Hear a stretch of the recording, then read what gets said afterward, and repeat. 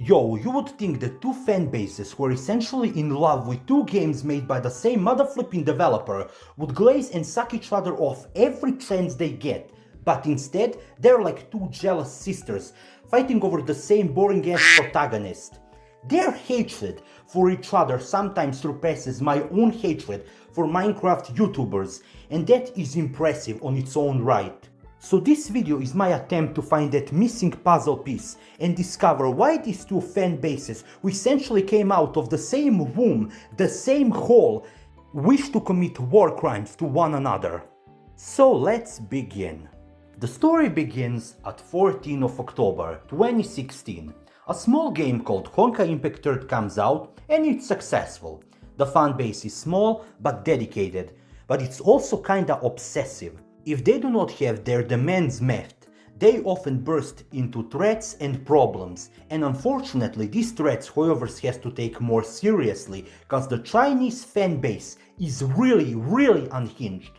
For example, when Hoyoverse wanted to ask the community about adding male characters, actually not even adding them, the idea of having a playable male character. The Honkai 3rd fanbase got so upset and so angry that Hoyoverse had to bend the knee and apologize, give them compensation and swear to never release a male playable character ever. And then there is the bunny girl incident, which caused the assassination attempt at the CEO of Hoyoverse. That's right, American healthcare. Hoyoverse did it before it was cool. So from all of this you can figure out that this fanbase is really obsessive and dedicated to their waifus. But then, at September 28th, 2020, Genshin Impact comes out, and so you're probably wondering, okay, what does this Genshin Impact have to do with Honkai Impact 3rd and Honkai Star Rail War? Well, actually, it does a lot. When Genshin came out, it was so fundamentally different from Honkai Impact 3rd. It was an open world game with a lot of male characters, and it also managed to do something no other gacha games has ever done, and that is to go mainstream.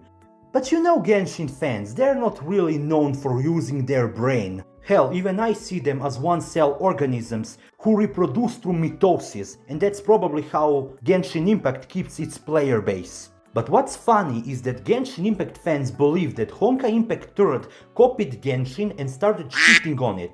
For them it was a game made by pathetic Kumers with no personality, lives or goals, and Honkai Impact 3rd players hated it. They already hated Genshin, calling it the bastard child of Hoyoverse, and Genshin fans hated Honkai Impact 3rd because it was inferior waifu-bait scammer Kumer game. And then something unbelievable happened. On the April 26, 2023, a game called Honkai Star Rail, a successor of Honkai Impact 3rd, comes out, and oh no, it has male playable characters. Male characters in my Honkai game? Preposterous!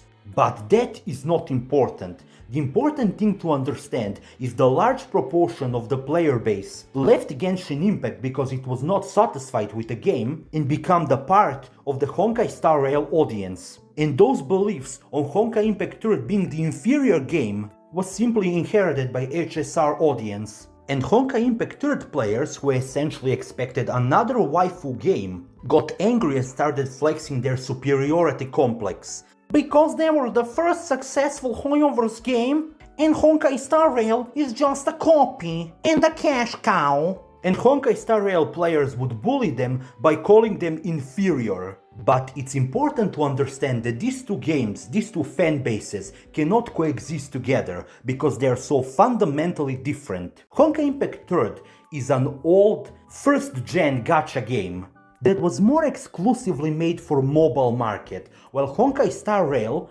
is a waifu/husbando collector game which was mainstream and basically has different standards and values, so it's impossible to coexist. And here's some reason why Honkai Star Rail players hate Honkai Impact 3rd players. First, canon ships that exist in Honkai Impact 3rd are not canon in HSR, no matter how much Honkai 3rd players try to force it. Bronya from the Honkai 3rd universe and Scylla are not the same as Bronya and Scylla in HSR universe, because they are basically different people, So you cannot pass their canon relationship to this universe. Second is basically this. Honkai 3rd is essentially a game that is burdened by its age. It plays like 2016 game, but not in the good way. For example, just look at this UI. It's so all over the place, it's distracting, it's hard to navigate. It lacks so many quality of life updates that would cater to the mainstream audience. Third is the problem with the lore. Honkai 3rd lore is so fundamentally inconsistent and all over the place to the point that it has to be rewritten multiple times and it's still not connected. Fourth is the huge one, no male characters. And this nowadays is huge because the amount of female players who have been invading gacha space, which has been predominantly male for years, has become so huge nowadays that it's hard to ignore. Just take a look at the most money-making gacha game of today, Love and Deep Space, which is a husbando collector game, and it makes money. It makes so much money. So the female players are here to stay, and they are getting bigger and larger every single day. Then the next reason revolves around annoying jokes that Honkai 3rd players are always yapping about. Oh no, Himeko is going to die, never let you go. Did you know that Scylla and Bronya are actually canon? She's a lesbian. And things like that, which annoy HSR fanbase a lot. And this connects really nicely to the next point, and that is the lore.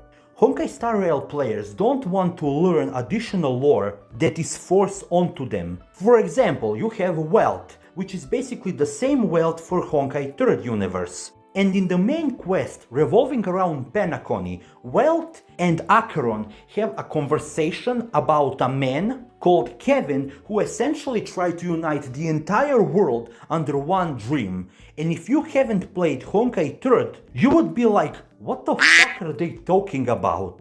It is essentially giving you homework to go and play another game so you can understand your own. And a lot of Honkai Star Rail players have complained about it. And then we have exclusive collabs. Honkai 3rd has had many collabs with both Genshin and Honkai Star Rail, where characters from both games have been given exclusive weapons and new skins, which Honkai Star Rail hasn't gotten.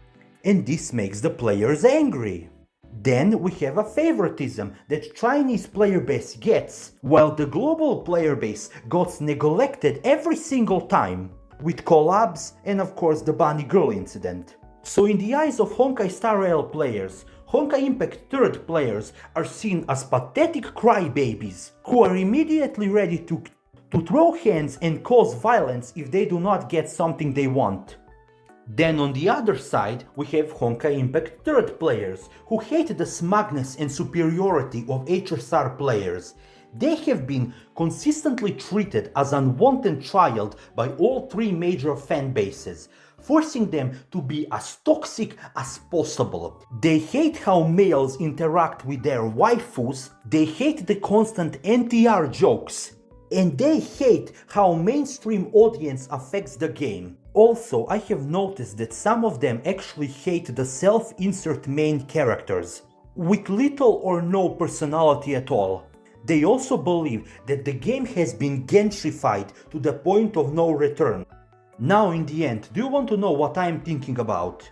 I believe that the main reason these two fan bases hate each other so much is because people who argue with each other on both sides have spent so much time and money into this game, so they have to defend their opinions, because on the contrary, they are admitting that all the money and the time they spent on these stupid gacha games was for nothing.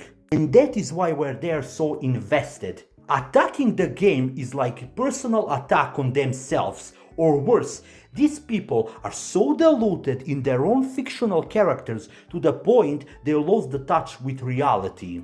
And that is a very dangerous mindset to have.